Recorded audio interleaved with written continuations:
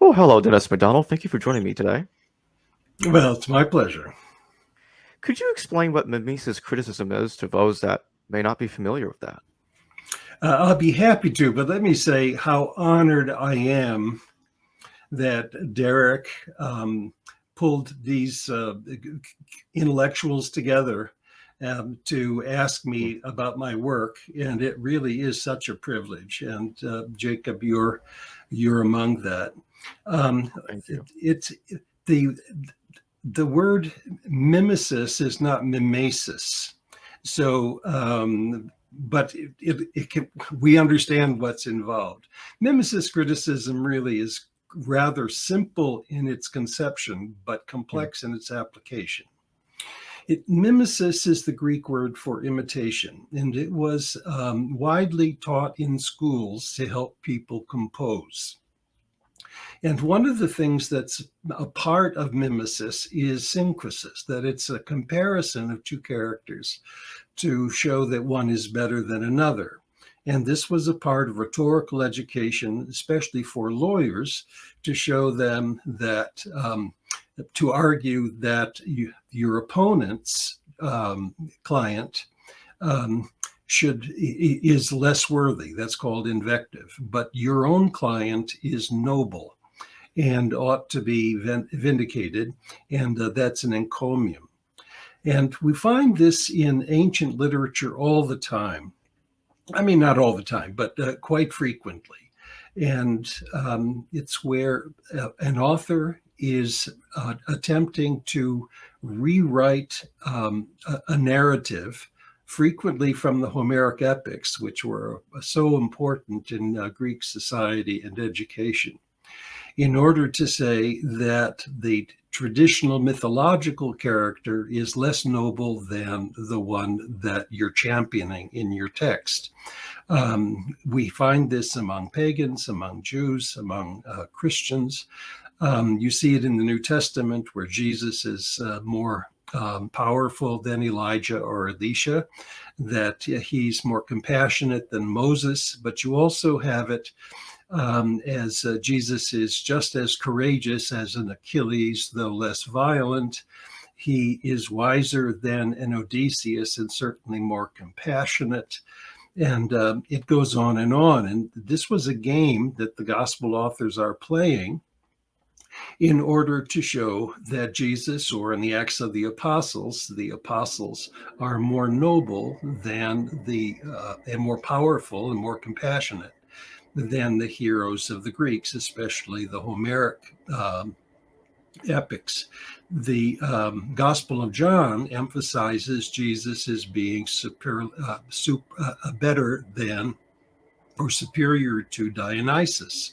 And so Jesus's first miracle is to turn water into wine after the guests are drunk at a wedding. So this is quite important. Now, there's a certain amount of subjectivity, Jacob, in mimesis criticism. And to remove some of the subjectivity, mimesis criticism has 7 criteria. And I don't want to bore everyone about what they are, but I think it's important to list them. The first is the proposed model or antitext available? That is, was it widespread? Was it used in schools? Was it culturally important? And of course, the Homeric epics really defined Greek society the way that Virgil's Aeneid defined early Roman Empire. The second is analogy. Did other people imitate the same story or the same texts? The third, fourth, and fifth criteria are the glue that hold two texts together. They are the density of parallels, the sequence of parallels, and distinctive traits, sometimes down to wording, but often by sequential motifs. The sixth criterion is interpretability. Why would an author bother to rewrite one story over another? And this often has to do with syncresis, that is, to show that Jesus or the apostles are superior to the heroes of Greek poetry. The final criterion is difficult to establish, but it can be established in many cases, namely ancient recognition. Do we have evidence that ancient readers saw the similarities between gospel or Acts stories and classical Greek characters, especially in poetry? And what do we do with that? So, especially Byzantine intellectuals frequently used Homeric lines to retell gospel stories in the Homerogentones. So, really quickly put as an answer, so like you can get it in a different question. Mimesis criticism is the disciplined study of literary imitation as it was taught in Greek schools. It has 7 criteria: accessibility, analogy, order, sequence, distinctive traits, interpretability, and ancient recognitions. And if a logion, that is a unit of a narrative in the Gospels, fits 3 or 4 of those criteria, I think we're off and running. You look at the Gospels and you're seeing all this evidence for Mises criticism taking place, Mark and Luke using the Homeric epics. Do you place it? Would you place them in a category of historical, a mix of historical reality with fiction and mythologization, or would you Uh, categorize it in a different way? yes, they're historical novels, whereas some people would call them novelistic histories. I don't think they're intended to be histories. I think they're intended to be novels, but they certainly are of characters that we know were historical. Jesus was, in my view, historical. The apostles in the Acts of the Apostles were historical characters.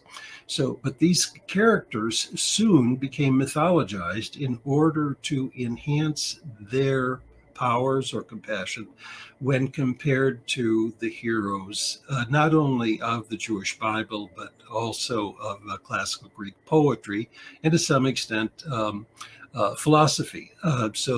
In many cases, Paul, or even in Luke, Jesus play roles that are similar to Socrates. And how do you look at Matthew and John? Are they in any way involved in the Mimesis criticism as well? Matthew, probably not. He's more scribal in trying to put together Mark and other traditions, which I think almost all come from the Q document. That's a different topic. But there is a passage at the end of Matthew, and only in Matthew, where we have guards at the tomb, and an angel comes and rolls away the stone, and Jesus is released. And that has a very interesting parallel at the end of the Iliad, where Hermes comes to help rescue uh, Hector from Achilles. And to do so, he rolls back. There are guards in front of Achilles' bivouac, and he puts them to sleep and draws away the bolt from his house. And so Priam can rescue the body of his son and escape. And that story is imitated frequently, both in art and in literature. So that's the one place where I think that Matthew may have independent mimesis, but he includes almost all of the narratives in Mark that have Homeric influence. But in that case, it's indirect radiation instead of direct exposure to the epics. But the Gospel of John is saturated with images that come from Euripides' Bacchae. and I've written several books that are related to it. And by the way, these all appear in this book that I hope we get a chance to talk about at some point, Synopses of Epic Tragedy and the Gospels. You'll see that it has 3 volumes, and the last volume is the Gospel of John, that exposes these parallels with Euripides' Bacchae. And by the way, this is another example of the Criterion 7. Many ancients recognize that the Jesus of the Gospel of John is Dionysian. So this is not a new hypothesis by any means. What do you think caused the Christians that wrote these texts to engage in Mises criticism? Oh, I think that's a great question, and I'd hope I have a great answer. That is, it lies in social identity theory, and one of the commitments I have is social identity criticism. That is, the Homeric epics were definitive for defining Greek culture and religion. And when you have emerging religious movements, you engage with the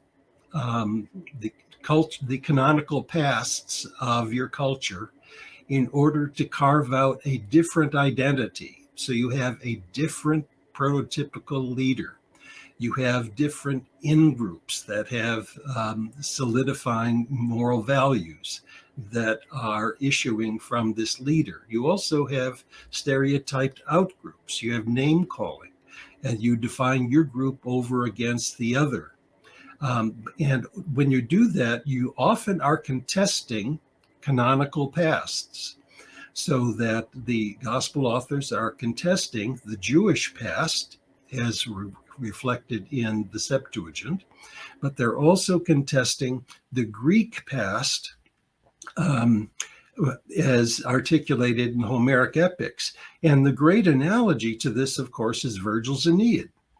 He's trying to carve out a cultural identity for the emerging Roman Empire, and he rewrites the Homeric epics, making Aeneas a more noble hero than Ulysses, that is Odysseus, but in Latin, Ulysses, Hector, and so on.